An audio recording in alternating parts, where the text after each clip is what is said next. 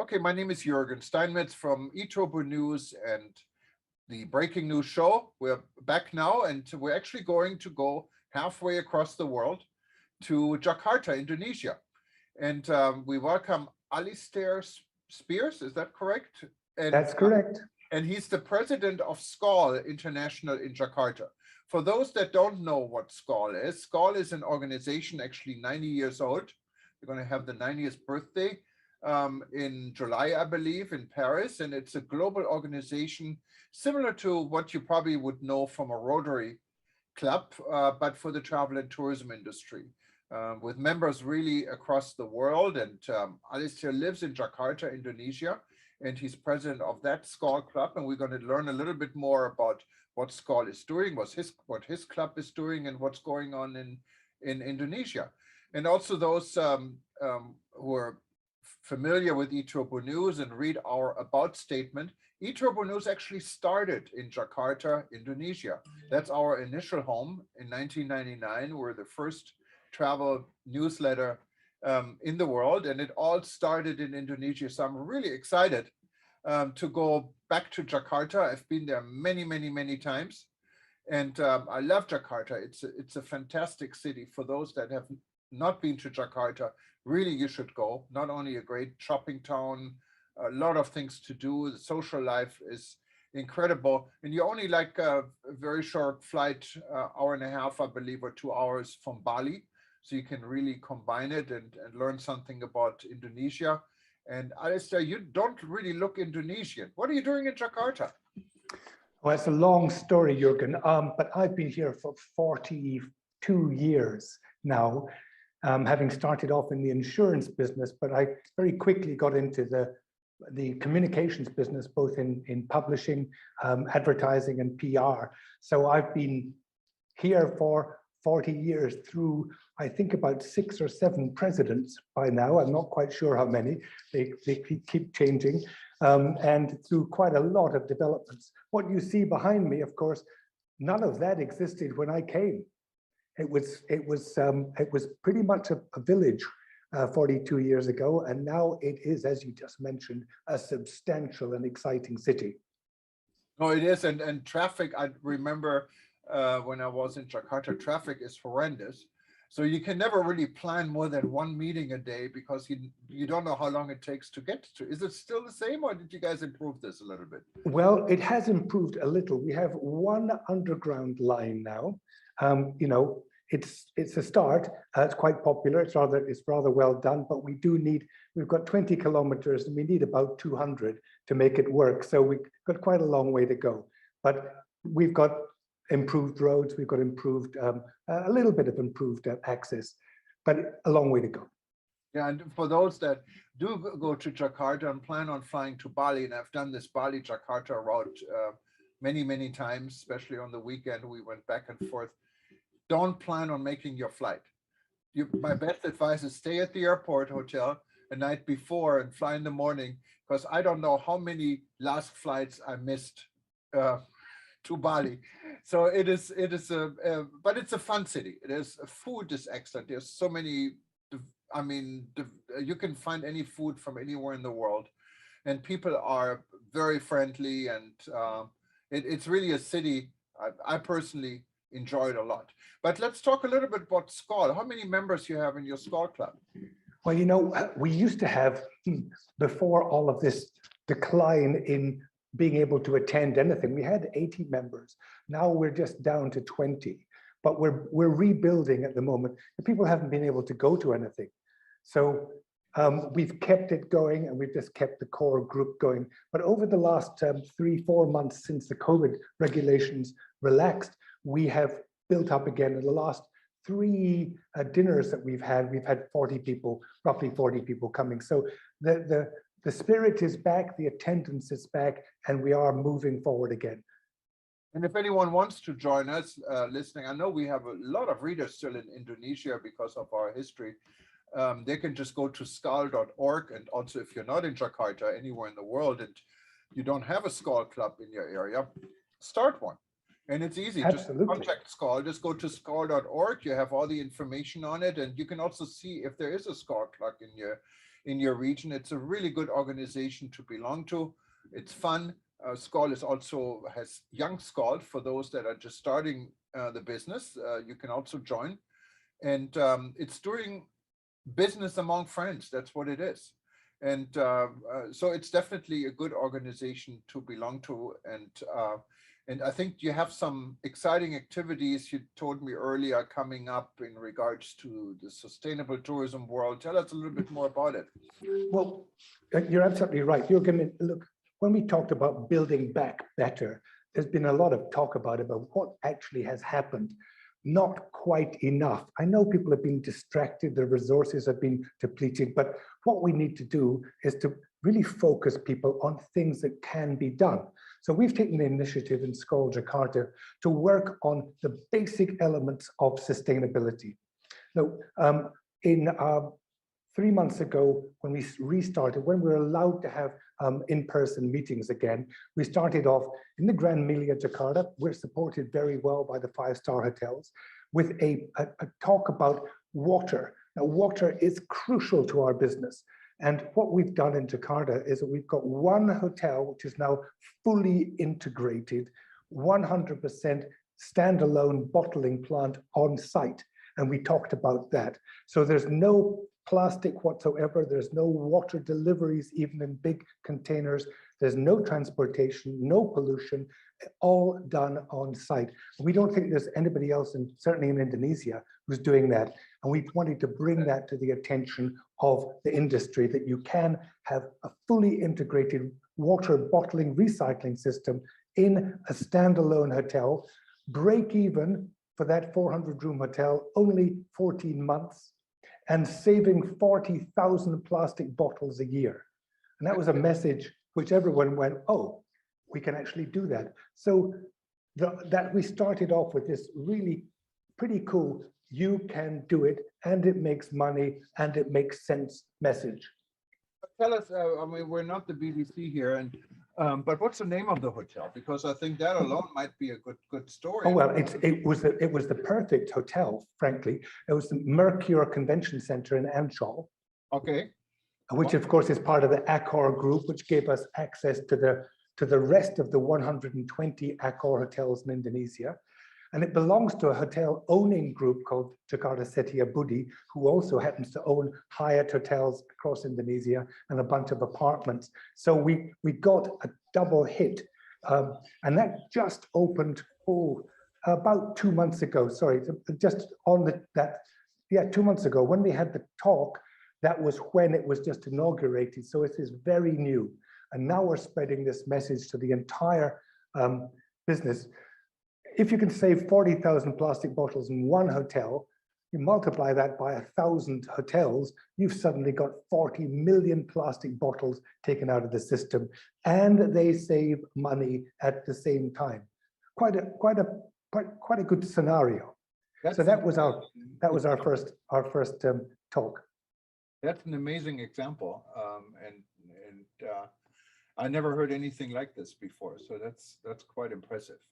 Well, it is. It was all done by a Frenchman, Didier Perez, and his team, and we are absolutely intent on spreading this message throughout both Indonesia and the rest of the world. But going through the Accor group really should give it momentum, and we hope that they will pick this up and say, "Let's go, guys," because they've got a lot of hotels.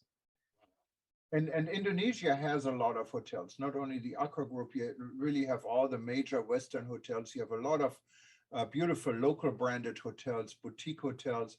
There is a lot when it comes to accommodation. There are apartments and so forth. And of course, Indonesia needs the travel and tourism industry. Jakarta, of course, is more on the business side, but as I said, it's well worth visiting as a city. But there are other regions in Indonesia, like, of course, most famous Bali, that depends on tourism. There's Kalimantan, there is many regions of Java and West Java. There's a lot of things. So is tourism coming back? Is Indonesia opening up? How's the situation? It is, but I'd like to pick you up on the point about Jakarta, Jürgen.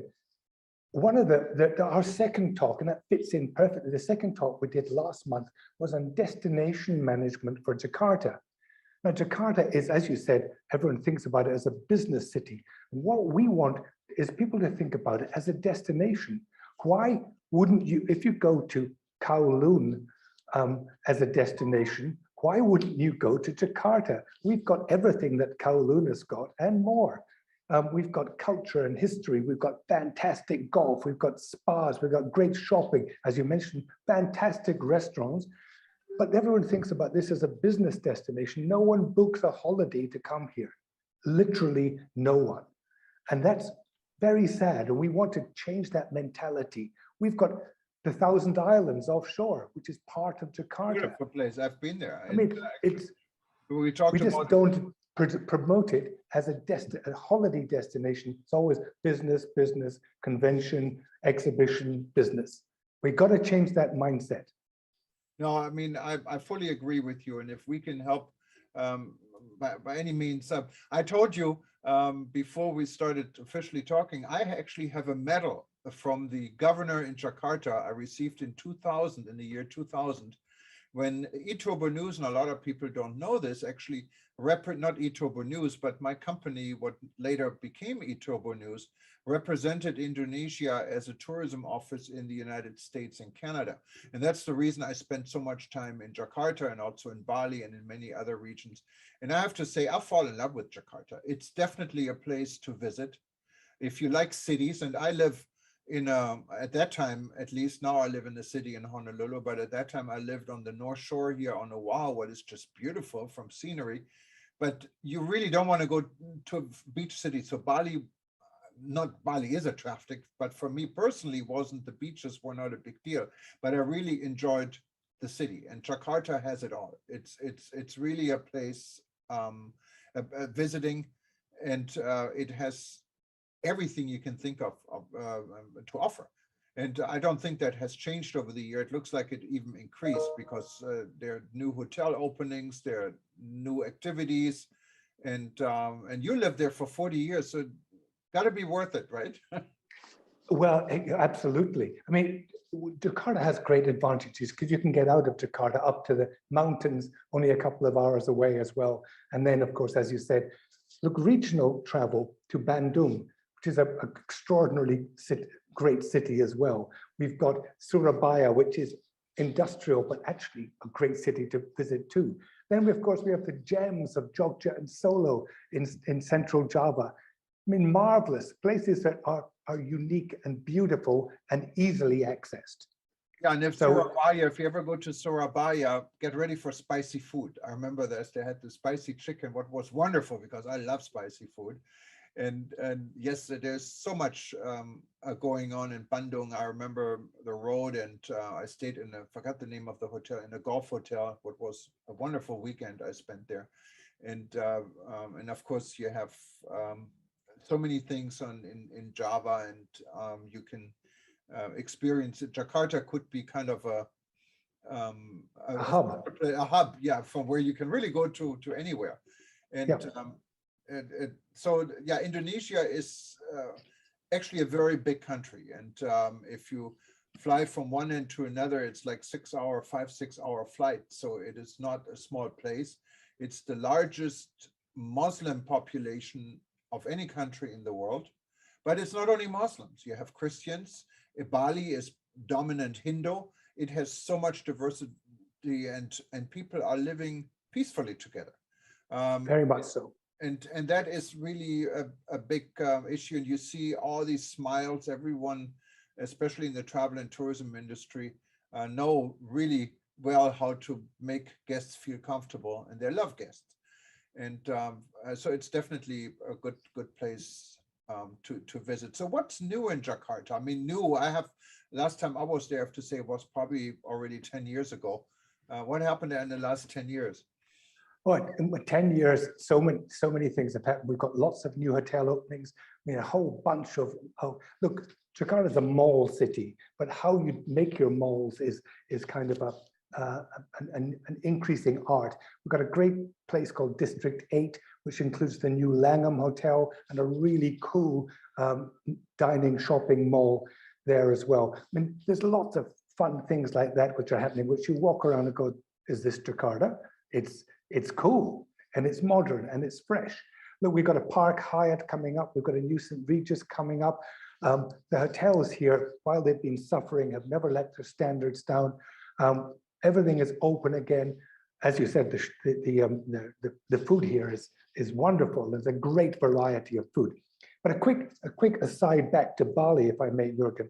Bali has suffered really disproportionately. It's been a closed island for the last 2 years, so they're struggling to get back. According to my team in Bali, speaking to them this morning, saying Bali is busy today. Now, but it's busy because this is the end of Ramadan, and Jakarta, Surabaya, Bandung are all in Bali. Next week, we'll see who is coming back to Bali now that the doors are open. Chinese aren't coming back yet, obviously. Japanese, not really either. We've got Australia open, but according to the last information I had, I mean, Jetstar, which had 73 flights a week, started with 3. So we're not really up. 3 compared to 73 is not a good figure. 3 flights a week. Yeah, and then of course there are some other challenges with Europe, of course, because of the situation in Ukraine. That might, even though, I mean, Bali is far away from the Ukraine situation, but flights are restricted to some areas, what could have an influence. There's still the good thing is the Middle Eastern airlines are now coming back. Qatar, Emirates, Etihad, and Turkish are all flying back into Jakarta and increasingly back into Bali as well, Singapore Airlines as well. So the access, don't worry about access, you can get there. And they're ready for you. And we were talking about friendliness. The Balinese are ready to be friendly. They are more than ready to be friendly. You will be pampered, you'll be looked after, you'll be worshipped if you come now. Yeah, and the price, if you really compare rates, and maybe you can help us out a little bit, what the average hotel stay is, what the average dinner bill is for a nice dinner in Indonesia, maybe Jakarta compared to Bali. Give us some ideas. How expensive or how cheap is it to travel to Indonesia? Look, first of all, hotel prices in Indonesia have always been too low. I mean, Jakarta is about 1/3 of the price of Singapore for a hotel, equivalent hotel. So you're only talking about, $100 a night in a 5-star hotel, possibly even less in some, which is sad.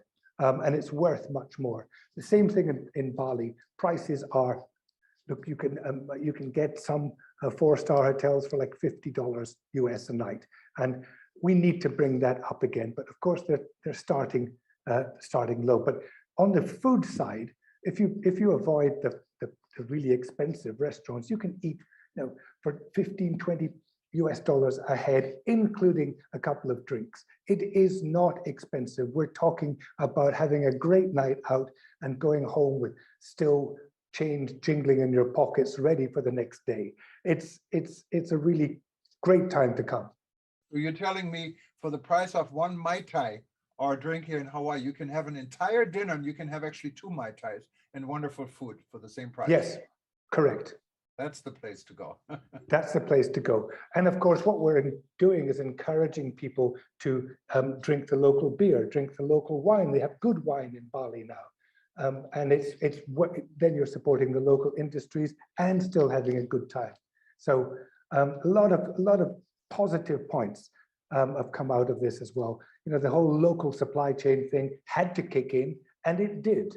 So we've got good vegetables, good supplies, good cheese even made locally now to save the international supply chains. That is important, really for any destination, and specifically so for Indonesia, because Indonesia has spices you probably don't find very easy in other parts of the world. There's wonderful local food. Many people don't really know, but it's delicious. And not only when it comes to food, when it comes to wellness, Indonesia has a lot to offer. I mean, we're not talking just about spas and massage. We're talking about health tourism, for example. Tell us a little bit more about this, because I think many people don't even think about that. Look, there is a history of natural treatments here. whether they be spiritual or meditation based. You want to go to Ubud in Bali. It's probably the Asia center of meditation, wellness, and all of that. So you can do virtually any treatment you can think of, everything from the Reiki all the way through the local spiritual leaders. And of course, just being there, visiting the temples, walking the fields is a health treatment as well. So honestly, Bali has got all of that side of the business. And often it's not business, it's just being in the right place with the right feeling, Jürgen. When you walk somewhere and go, I'm so glad I'm here. My managing editor in Bali just done a tour of the Northeast, and he sent me pictures and videos of what he's been doing. And he's saying, this is untouched, undisturbed, beautiful, palaces with no one in them, water gardens with nobody there, beaches and mountains, and just extraordinary peace and tranquility. So it's not just the beach club scene in the south. It's not just the culture scene in Ubud. It's the enormous nature-bound tourism you get in the north and the northeast of Bali, northwest as well. So a lot of things to be talked about there, and certainly the right time to come. Yeah, and of course, every day is a holiday because there's a festival in Bali, I believe, every single day. So you find ceremonies, you find it's very traditional. And it's a little bit frustrating for those of us in business in Bali, because you end up with saying, no, where is everybody? They're at the temple today, sorry, but so we do have to understand that the pros come a few cons as well. But yes, and that's, your Instagram killer is the ceremonies and the processions, and you're just round a corner somewhere and there's a whole bunch of people all dressed up, standing, doing something which you may not understand, but you go, I'm here, this is wonderful. You've seen it, I know. And there's one holiday or one season, it's the days of silence. Everyone agrees on. And if you should watch out when this is, because if you don't want to be isolated, you better not come. But it's also it's an experience. Basically, it's in Bali, and you really cannot do anything. Everything is pretty much closed, and no one talks. And how does this work? That's a wonderful experience. It works in a very, very sensible way. Bali is a world of the seen and the unseen. So the unseen are the gods which surround us all the time. Now, on this the special day, the Day of Silence, Nyepi is called. The night before, there are parades around each town which drive away the evil spirits, and then silence and darkness falls and everyone stays indoors. So the spirits think there's no one there, and they all leave because they don't see anybody, they can't hear anybody. So during that night, everybody is at peace. But actually now people are booking to go to Bali on Nyepi because it is such a wonderful experience to go somewhere which closes down and says, you can do nothing. Think about your life, think about yourself, sit down, relax, you've nowhere to go. Yeah, that's the great. If you go over to Lombok, what is an island, it's not too far away from Bali. Many people combine it. You're in a completely different world. It's like really, you're on a different planet almost, when you come visit Lombok for a few days. Is this still a popular place? I remember I stayed at the, what was the hotel? Oberoi in Lombok, and it was wonderful. 3 days just to really get away from everything. How's Lombok doing these days? Well, Lombok has had a major investment in the south, in an area called Mandalika, where the Ministry of Tourism and the Lombok government decided to create a MotoGP track. Now, I don't think personally that that's the right thing to do there, because it's the world's noisiest sport in the world's quietest resort, but they put in like a $300 million investment to bring the world's motorcycle enthusiasts there. And they've already had one successful MotoGP. So they have brought in investment to change the paradigm of tourism in Lombok. The north the northwest where you were, Oberoi and Tugu, are opposite the Gili Islands. The Gili Islands were the real party islands surrounded by beautiful, tranquil waters. And they have really fallen on bad times over the last 2 years. They've really had nobody there. They're beginning to pick up. Now I hear that there is movement, but of course it needs Bali to be 50% full for the Gillies to be 20% full. So until Bali gets to 80, 90%, we're going to still see quite poor occupancy in the tourism areas of Lombok. So we do need to support them. So if you're looking for a peaceful, quiet, and very, very inexpensive holiday, Lombok is an even better bet because they need people to go there now. Then you have areas in Indonesia that are so unique. You can only find it in Indonesia, like Komodos and the dragon, right? How is this developing? I was there probably also eight some years ago, and I know they had a lot of plans for tourism. Did any of this materialize? Well, absolutely. Look, the Ministry of Tourism put in place what they first called the 10 new Balis and now have revised to the 10 priority destinations. Then they focused it down to 5. And those 5 destinations, one of which is Komodo, and also further afield in Papua, they've the Raja Ampat, the Four Kings area for diving. So those are 2 of the expanded areas of priority. And certainly Komodo has got a lot of attention, but there is always this concern over how much infrastructure you put into a natural place, how many tourists you send to a natural place. So they're trying to find the balance at the moment.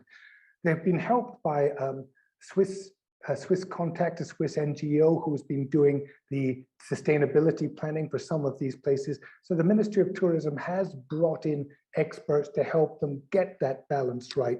But it's always, the entrepreneurs want to be where the next place is. So there's been quite a lot of building in the area around Komodo, which we just have to be a little bit careful not to take it too fast. Because in the end, we come back to the things I was talking about earlier: water, waste, and energy. If we can't get those right, we better not develop too quickly. Because waste, how do you get rid of waste in Komodo? Big problem. Even in Lombok, it's a big problem that it hasn't been developed enough to take care of mass tourism. And mass tourism is not really, it's not about the numbers. It's more what type of tourism you really want, and this needs to be channeled. I mean, we do the same thing here in Hawaii. We had major problems with mass tourism now because of the price structures and protection laws and so forth. Things are getting a little bit better. Then, of course, COVID and that part helped a lot because tourism went down to nothing. So everyone is starting over. But Indonesia, as you can hear, has so many opportunities, and I think we should talk again sometimes soon. Talk about Kalimantan, for example. Talk about Medan with some fishing, and I mean, you cannot. Indonesia has it all, and Jakarta is the ultimate city in Indonesia to visit. So it's definitely a place to start out, and has of course Jakarta as the capital city is very accessible from anywhere in the world with almost any major carriers. Yes, and coming from Europe or from Africa or the Middle East, no issue. You have Etihad, you have Qatar Airways, you have Emirates, you have Saudia and Turkish Airlines coming in. From the US mainland, of course, you can take Singapore Airlines, you can take EVA, you can take ANA, Japan Airlines, China Airlines, Air China. All of them are flying, can take you to Indonesia. Unfortunately, Garuda no longer flies to the US, so I hope they're going to look at this market again, because I remember in the time when I worked with Indonesia, there was a direct flight and there was a nonstop flight here from Honolulu to Bali, what was wonderful. We're kind of neighbors. And that, of course, this hasn't been the case for more than 20 years. So hopefully also the United States is an interesting market. And our friends in Indonesia will support this. And I think there are opportunities in the world. And Jürgen, before we close out, I just want to make one quick point, if I may, coming back to SCOL. My next event in SCOL Jakarta, International Jakarta, we have as a speaker a guy called Simon Pestridge. Now, Simon is the CEO of the Potato Head Group, which you may have heard of. Potato Head, it's a very funny name for, first of all, a restaurant, then a nightclub, then a series of hotels. And the Potato Head Suites, which are in Seminyak in Bali, are probably the most sustainable, purpose-built sustainable residential units certainly in Indonesia, maybe more than that. Brilliantly conceived from everything from recycled, built-in recycled materials to reused materials and everything. So I'm now bringing Simon to speak to the hotels of Jakarta, who can't start from zero, but they can at least join in where they can on the sustainability spectrum. And so we're trying to bring experts in to inspire and very specifically say, not only can it be done, I've done it, listen to me, follow me, use us as a model. So that's the next message that we've got. We're going to keep this up all year.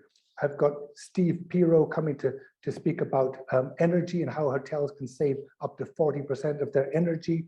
We've got Waste for Change and local NGO talking about how hotels can be down to 5% waste to landfill. All of this stuff is possible, and we're using SCOL as the platform to bring all of these messages to our tourism industry. And I greatly appreciate the opportunity to tell you and your viewers that we may be a backwater over here in Jakarta, but we're going for it. No, and I hope you can share this. I mean, why not tape such an event or even contact us for a live stream? We can help you to live stream it and then repeat it, because you're putting a lot of effort in bringing these excellent speakers to your event, to a club of 18. Why not bring it to a club of 1 million, some people possibly? Absolutely, that would be fantastic. We'd greatly appreciate that. No, but I really enjoyed our conversation. You can tell that we're way over time. Our 10 minutes are almost 45 minutes, but I don't mind at all, because we really would love to have you back and talk more about Jakarta and Indonesia, one of my favorite places in the world. And I spent several years basically commuting between the United States, or Hawaii better, and Indonesia. And I've seen a lot in Indonesia, and I really miss it. It's kind of my second former home. And so we like to report more, because Indonesia is coming back, and it's a destination that's just simply fascinating, and it deserves a lot more time, not only with us, with everyone else. And we really hope that tourism is picking up. And I remember Indonesia went through ups and downs, but it always recovered. It's very resilient. And we don't really want to repeat all the problems there were, but like any destination, Indonesia has a good share and always was able to recover. So let's bring COVID behind us, and hopefully the world can be at peace, and Indonesia can be one of the top destinations in the world again for people to visit. And Alistair, I really honestly enjoyed it talking to you, and terima kasih, and thank you so much. And I know we talked about some common friends. Give my regards, and I will. We see Thank you again soon. And again, thank you very much, Jürgen. Good luck to you and everybody. And Indonesia is open. Come back and see us. Absolutely. And if anyone wants to know more about SCOL, just go to skol.org. SCOL is spelled SKAL.org, and you also see it here on the screen. And you find, actually, you have a permanent SCOL logo on eTurbo News. Just click on it. It will bring you to the SCOL website. So why not start your own club and get as active as Alistair is in your own region? It's a wonderful organization to belong to and to network and do business among friends. That's what it is. We all are in business, and why not do business with those people you can trust and share also your virtual social life with. And the nice thing about SCORL also is, I forgot to mention this, when you visit another city, when you travel, and there's a SCORL club, and there's a good chance there is, you can actually be part of the SCORL club, even if it's Absolutely. for a week. You can be a guest there. Everyone is welcome to attend any SCORL meeting in the world, and you make new friends this way. So SCORL.org, the way to go. But I'd say thank you so much again for joining us. And for everyone else, if you wanted to watch this session again, if you see us on eTurbo News, we'll most likely repeat it. Usually our repeats are every 2 hours, just stay tuned. And then if we don't repeat it, go to breakingnewsshow.com or to eTurbo News on events, and you can, or of course, you can go to our YouTube channel or Vimeo channel, and you find us, and you find all our sessions. You can watch as many times as you like, and share it on Facebook, share it on LinkedIn, share it on Twitter. So a lot more people can learn about Jakarta and Indonesia today. Thank you so much. Thank you and goodbye for now. Bye-bye.